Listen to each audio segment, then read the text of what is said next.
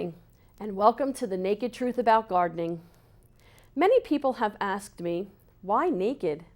Naked is the perfect word to describe the relationship between nature and humans. The basic premise of our show is that interaction with nature is essential to human health. Scientists cannot explain it, but clinical studies have proven that people who garden and interact with nature live longer, stronger, healthier lives than those who don't. Just viewing nature for 15 seconds, 10 times a day can reduce mental fatigue, lower blood pressure, and place your mind in a recuperative state. Everywhere I go, people tell me, I don't garden. I can't grow anything. Every plant I touch dies. I believe anyone can grow plants once they know how. Even confessed plant killers can learn the simple skills needed to sustain plant life. Like fashion, every gardener has their own style. How you grow plants is as unique to you as the clothes you put on every morning. This show is different from other gardening programs. In fact, the plant growing techniques presented may challenge traditional gardening practices. We will explore this ancient art of growing while revealing tips, tricks, and techniques that utilize technology of the 21st century that defines the modern urban gardener of today.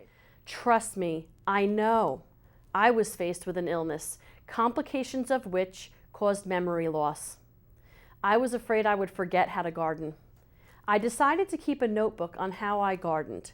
Eventually, this journal became the unconventional series of books entitled The Naked Truth About Gardening.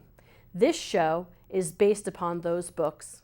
I hope to reveal the secret health benefits of growing plants and teach you how to receive those benefits in just a few minutes every week. I know I didn't fully answer the question of why the word naked. Truthfully, we chose the word naked because this show has a reality element to it. It's not polished or perfect. It'll never tell you what's a good thing. It's more realistic, gnarly, buggy, and definitely muddy. So the crew and I would like to invite you on a journey of 1,000,000 miles. A journey that starts with one step. A journey that just might change your life.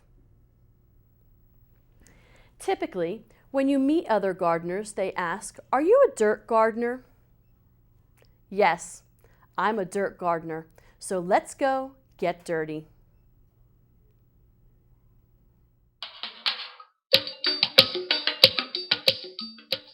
So today we're talking about the different ways that we can use the harvest and the fruits of our garden. And of course, everyone associates autumn with the pumpkin. So we're going to talk a little bit about pumpkin carving. It's a great activity for children and adults alike.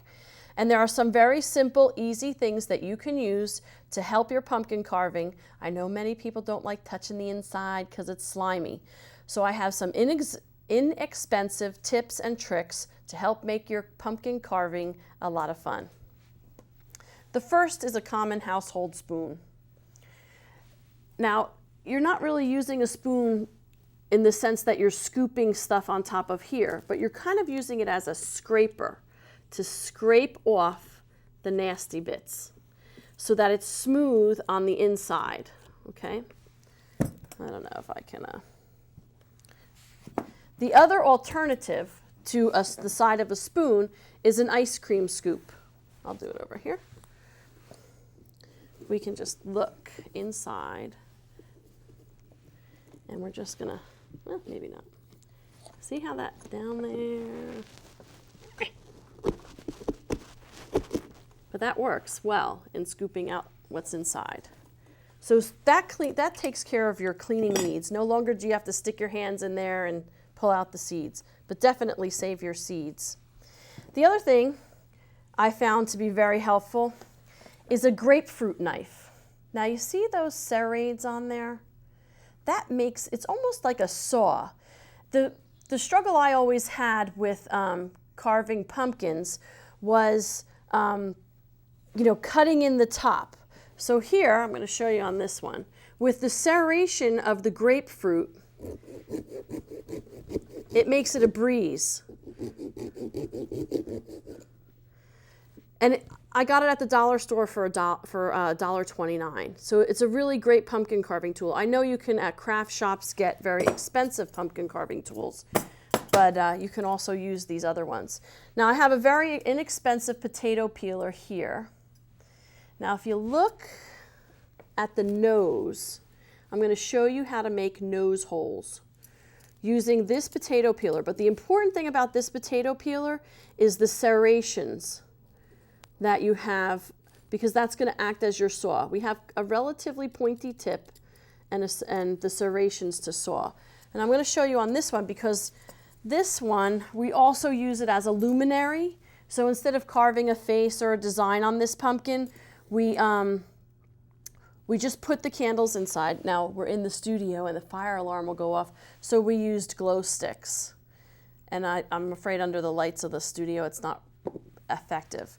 But you could put a candle in there, and you're just going to push in, very simple, and twist. And when you pull out, there you go. You've got your hole.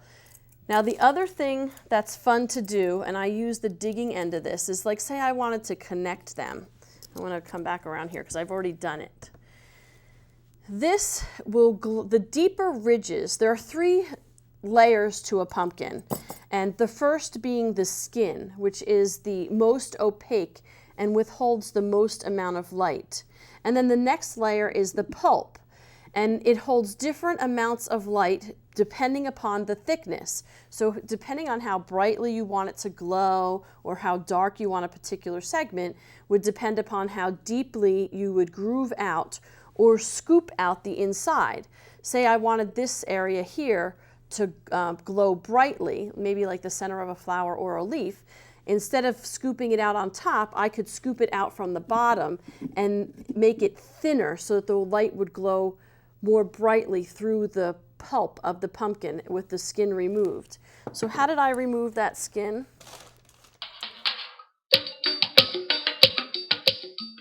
Okay. This is a good tool. Now, the other potato peeler is great for cutting and sawing and poking holes and digging trenches. But this one is great for removing the skin because of the swivelness of it. We're going to come over here and we're going to practice it. And you can see the shape of it makes it very easy to get that high-end $5,000 pumpkin look that Martha loves, just by pulling it down. Now I've also seen the skin removed like in this groove here where it's harder. Let me see if I can, we're doing it for the camera. Use a flat-edged screwdriver, and then you can pick out those little pieces that were left behind. So I hope that gives you some inspiration to create some really interesting jack-o'-lanterns this year.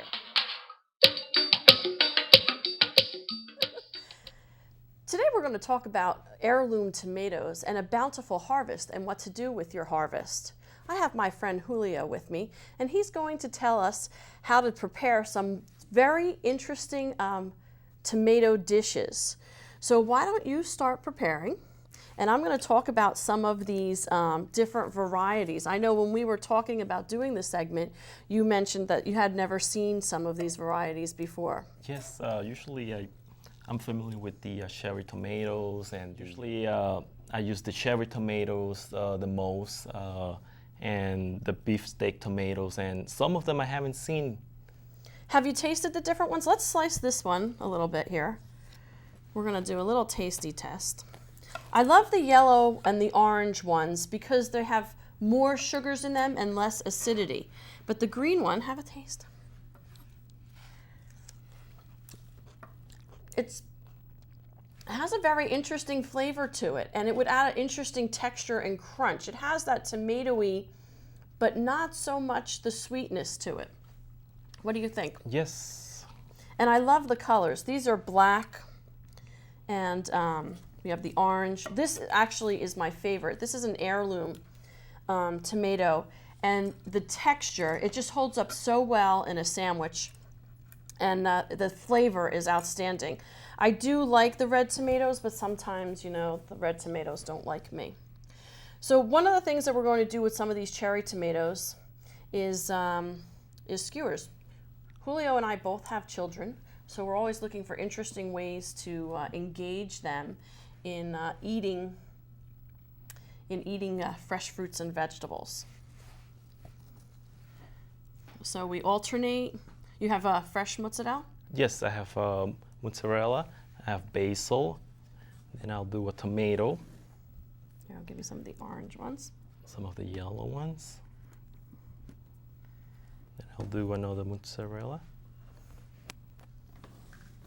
I want to say that And the basil. tomatoes are from Pittstown Fruit Farm, a local farm here, and they've done a great job. And I think it's great for farmers to grow some of the different varieties instead of the same run-of-the-mill tomatoes that you can get at the, here, let's bring this up. Just this one right now. Okay. If we can get a close-up on this. Now, one of the things that intrigued me on the Facebook page when Julio and I were planning this segment is you have an alternate presentation for this. Yes. Let's see it. It's so cool. So do we want to do it? You want to do it on here? You want to do it on here? I'll do it Okay. on here. Okay. So let's switch places. That's a good shot. Okay. Great. So one of the alternate presentations other than flat on a plate, and I just love this, is almost like a teepee. So why don't you do that? Sure.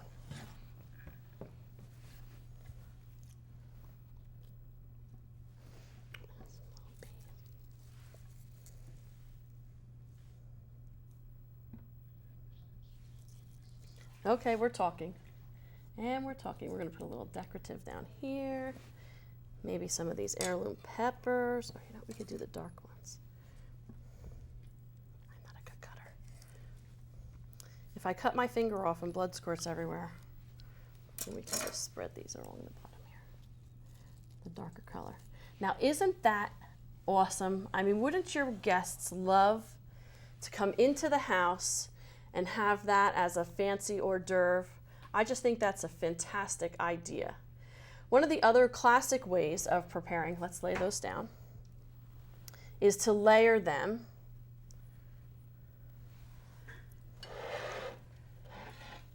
And here we have another one. Oops, sorry about that. We do the truthful, honest thing.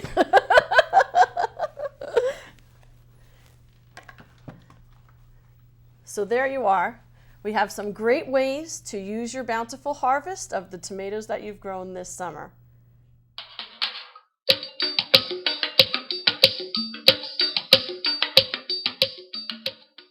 Jersey tomatoes are supposed to be the best, but sometimes things go wrong. So we're going to talk about some of the things that can go wrong with your tomatoes and how to fix them.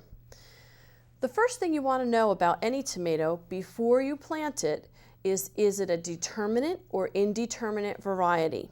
Determinate varieties grow to a very specific height and stop growing and flower and produce fruit. Indeterminate varieties grow much taller, maybe 6, 7, 8 feet. And in order to get a proper production of vegetables or fruits from your plant, it may need pruning and cutting back. The other thing we want to talk about are heirloom varieties and hybrid varieties. An heirloom variety is genetically pure, but it looks different than the hybrid varieties because we're more used to seeing hybrid varieties because they're disease resistant or drought resistant. So over here, I have two pieces. It is the end of the season, so they're not as prime and fresh as we'd all like them.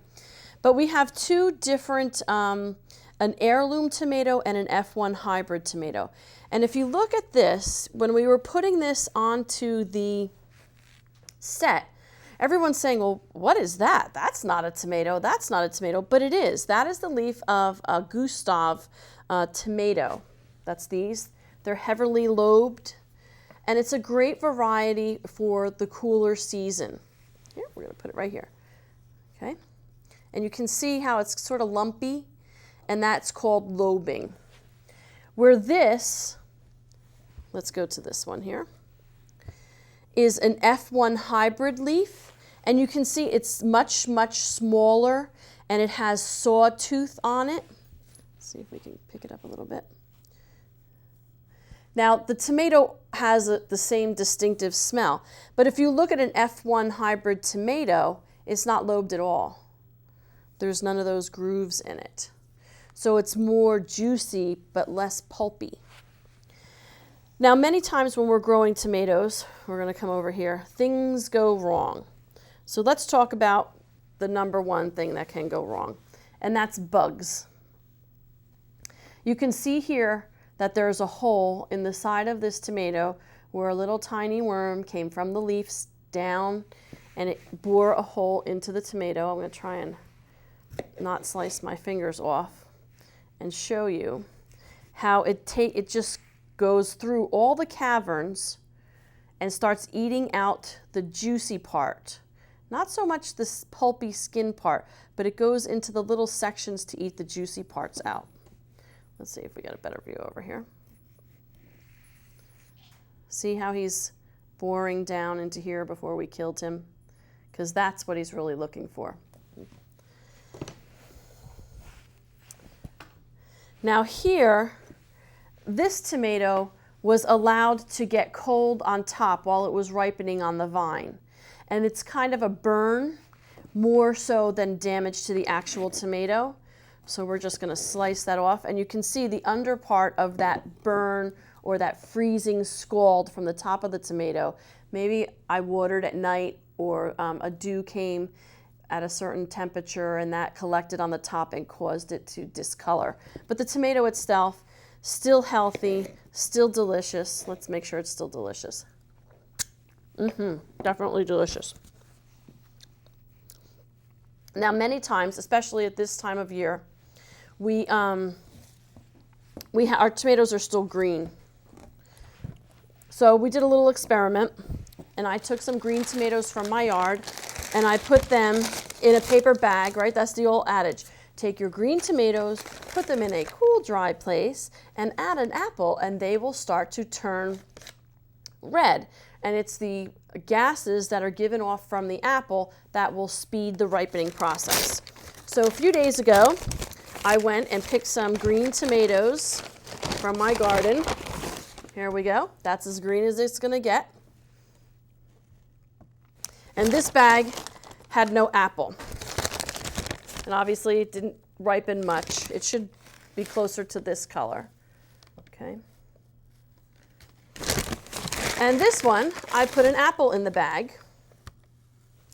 And you know, actually, it really, look at that, it works. It is a little bit different in color. It's a little oranger. So maybe it takes more than a few days, but I think the apple is helping to ripen up my tomatoes. So those are some other good tips for growing your tomatoes.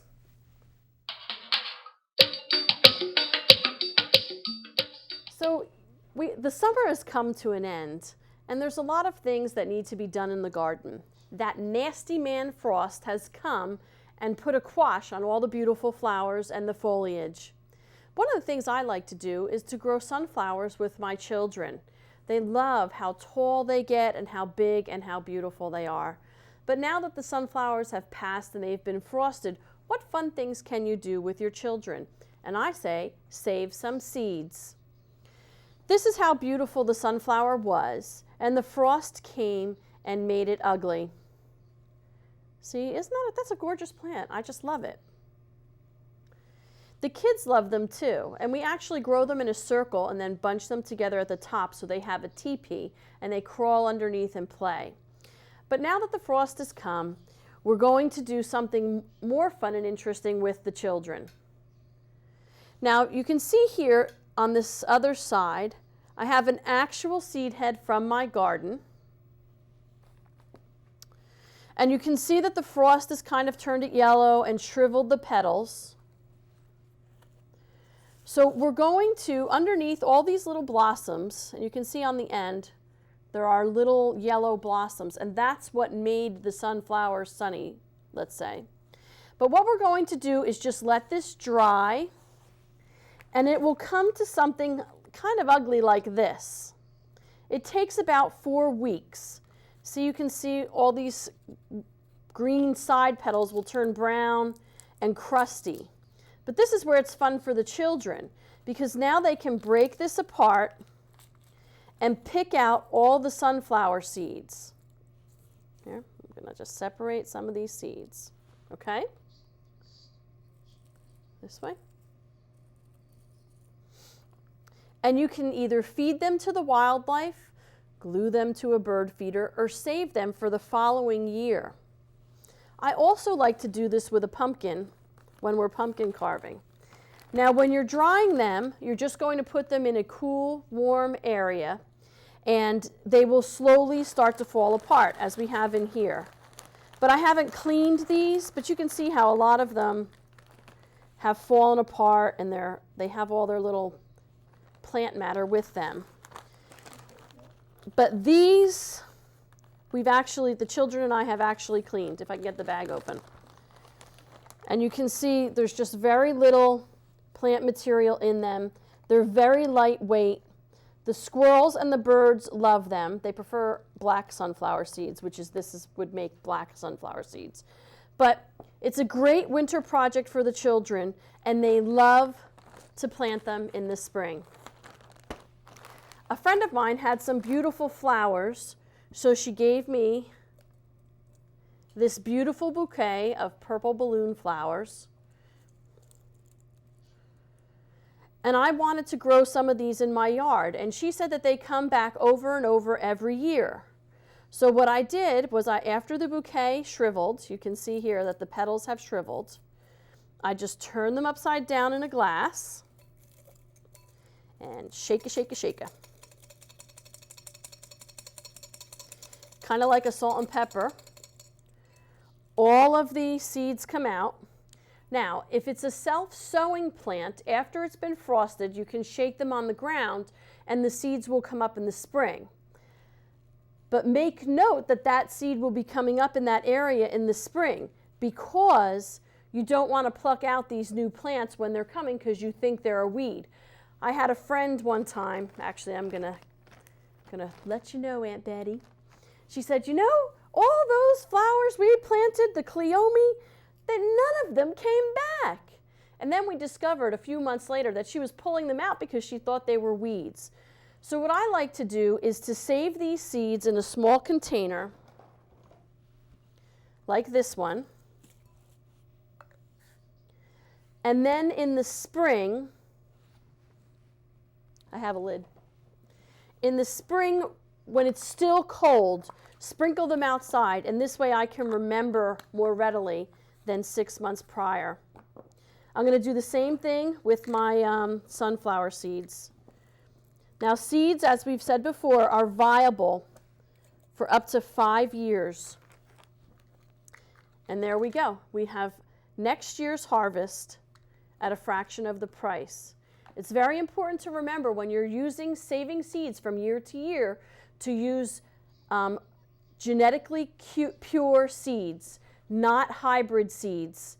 If you use a variety that's an F1 hybrid, it may not come back true. So that's our little bitty about things to do with your flowers when the frost comes.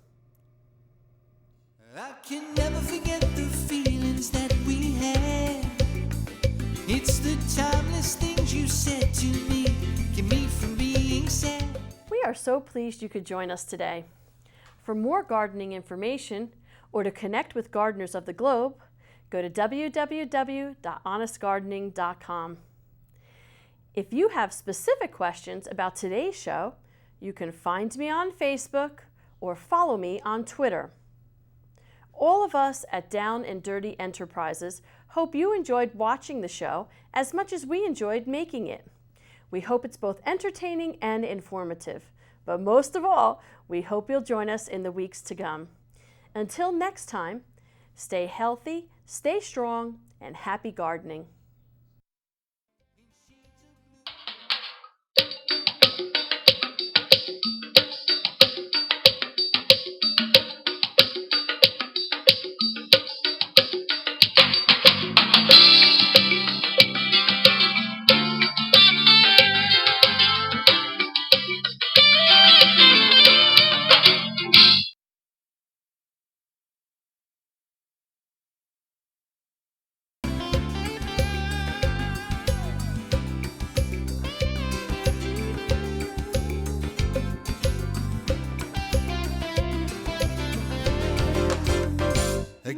wrong